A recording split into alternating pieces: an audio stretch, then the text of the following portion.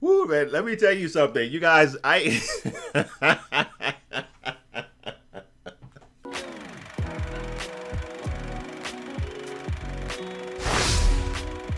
this show is crazy. We're gonna talk about Garth Ennis's show, The Boys. You might know that name from Preacher. He was the writer of that on AMC. I don't watch Preacher, but The Boys is out on Amazon, and we have 8 episodes in this first season. And when I tell you this show is nuts, it's crazy. So we are going to go through episode 1, and I think it's called The Name of the Game, if I remember correctly, is the name of that episode. And we will go through every episode. We'll go through them episode by episode. I think that most of you guys have binged them. You know what? No, I take that back. We'll see how well this video does with going through it episode by episode. And if not, we will do episode 2 through 8 on the next video for next week. And then if we want to get into it like more of a deep dive, we can go live and then talk about it, and we can do it that way. All right, so here's the deal, man. I'm not going to go through the cast except to mention Carl Urban, who's in this. You know I love Lord of the Rings, and Carl Urban was one of the writers of Rohan.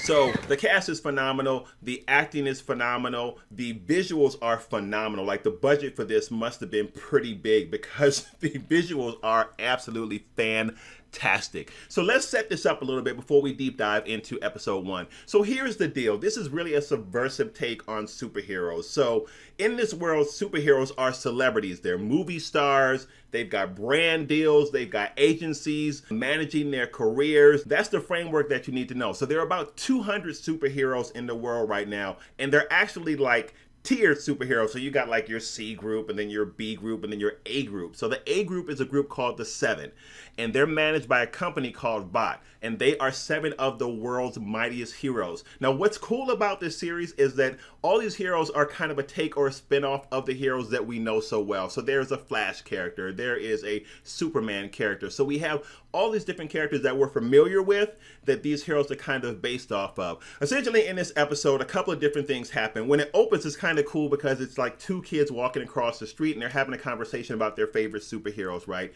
And then this robbery is in progress, and the 2 kids are kind of in the way of the whole thing, and then they end up getting saved by 2 of the 7.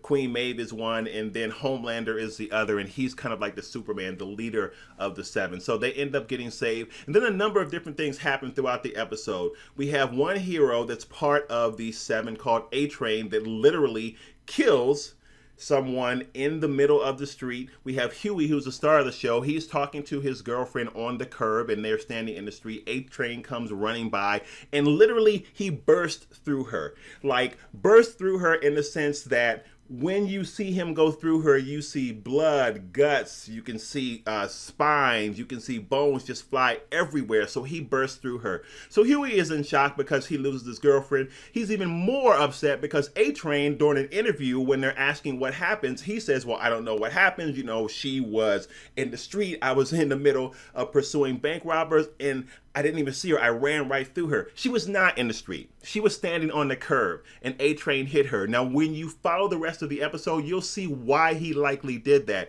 But the bottom line is, he gets on camera, and he lies about what happens. Remember, these guys are gravely concerned about their image. They're stars. So he lies. Huey is very upset about that. So in this first episode, he wrestles with how to deal with that. He's got pressure from his father, who is saying, look, you need to just accept the apology that they're giving you. And then on top of that, the company that manages A-Train, which is the Vault company, they manage all of the 7 and a lot of superheroes, offers Huey 7, no, I'm sorry, I was 720, no, 50, $50,000 as a way of compensating him for what happens. Huey doesn't take it. That's kind of a falling out between he and his dad, because his dad's like, listen, we need this money. You need to take it. And Huey's like, no, man, they killed my girlfriend. I'm going to fight it. And then his dad basically just cuts him down and said, listen, you're not going to fight it. You're not going to win. Why? Because you don't have the fight in you. You can't do it. And neither can I. So we learn about Huey's character in this first episode is he's someone that's really, really sheepish, internally damaged, taking a lot of abuse, has very little self-esteem. When I say abuse, I mean kind of verbal abuse from his father. He's a diminished person. He doesn't believe that he has the wherewithal to do anything. But here he wants to fight for his girlfriend, because essentially the girlfriend was murdered by A-Train. So later on in this episode, we come across Anne, and Anne is a superhero as well, and she's trying to become part of the Seven. Her name is Starlight. So we find her, when we first meet her, she's practicing, trying to get ready for an audition to be part of the Seven. She goes through the audition, but she doesn't hear anything from a while back. And then we jump to Huey again, who meets another character called Billy Butcher in the show. Now, Billy is upset with the Seven. He does not like heroes at all. It turns out something happened with one of the heroes in the past that really, really destroyed him. And now he's really bent on getting revenge on the Seven and the vault company that manages them. So he finds out what happened with Huey and his girlfriend. And he comes up to Huey and says, listen, I know you'd really love to get revenge for what happened to your girlfriend. But Huey refuses the offer. Huey says, no, I couldn't do anything like that. I couldn't do it. They're going to kill me or what have you. So he refuses the offer. Then we flip back to Anne, who gets the results from her interview to be part of the Seven. And she actually gets in and she becomes part of the Seven. Now, the thing about Anne that's really interesting, and it'll be interesting when we talk about the rest of her in the show, she is someone that's enamored with the Seven because she only knows that front veneer of the Seven. She only knows them as these upstanding crime fighters. But when she actually gets on the inside, her very first day inside, she finds out that these cats are not like they present to be. These cats are slimy and dirty, and she's actually propositioned by a member of the Seven called the Deep, which is the Aquaman character. And that's kind of her first introduction into these group of people who she really admired, and the Deep just happened to be one of the ones that she really had a crush on, only to find out that these folks are not as upstanding as you think they are, right? Never meet your heroes is what they say.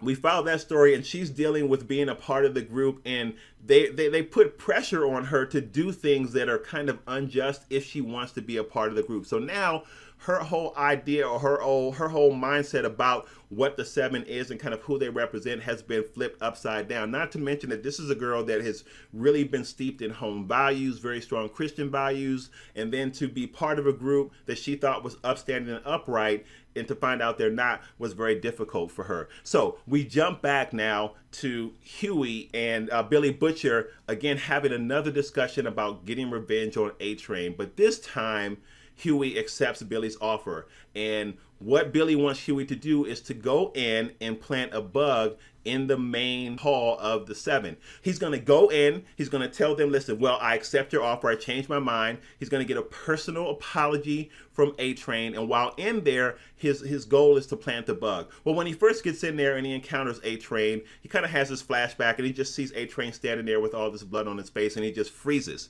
Now, A-Train's apology looks something like this. These guys are scoundrels. A-Train's like, yeah, man, I'm sorry for what happened, with your girlfriend.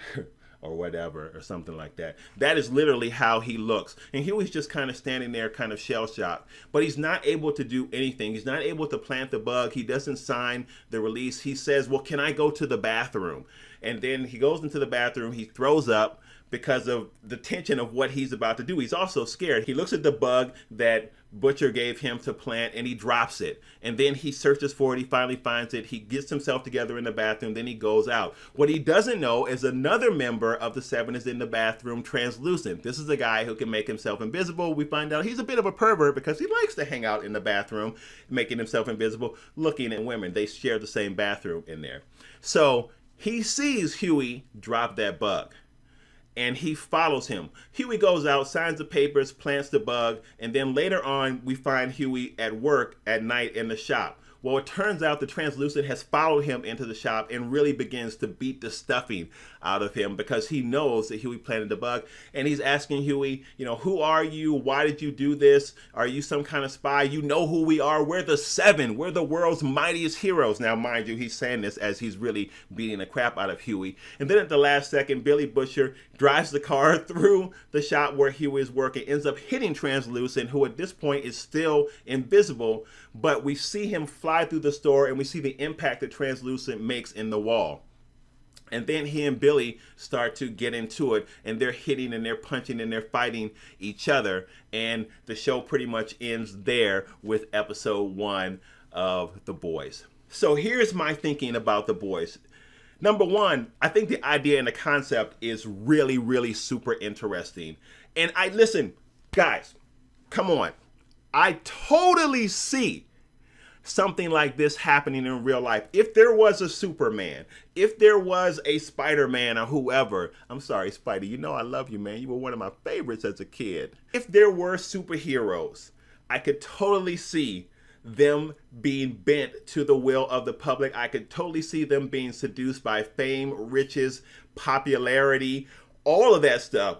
Especially in the climate that we're in today, I totally see this happening. So this is a really interesting take, right? Because this is likely what it would be like if we had heroes in our lives as you and I are going throughout our daily lives. You know what I'm trying to say? The world we're in right now, I bet it would be just like this. This is what makes it fascinating. So this is kind of where we're going, and we can see a lot of different dynamics of what's going on here just with episode 1. So I'm curious to know what you guys thought about this episode. I'm sure you guys have seen more than this, but just talk about episode 1. Don't spoil anything. If we get enough feedback, you guys, or if in the comments you guys say, listen, Al, let's fast forward. Let's talk about the rest of it so we can just deep dive and just spit it all out. We can do that. We can do that. We can do that through another video like this, or we can go live and just jump into it, or we can do both of them.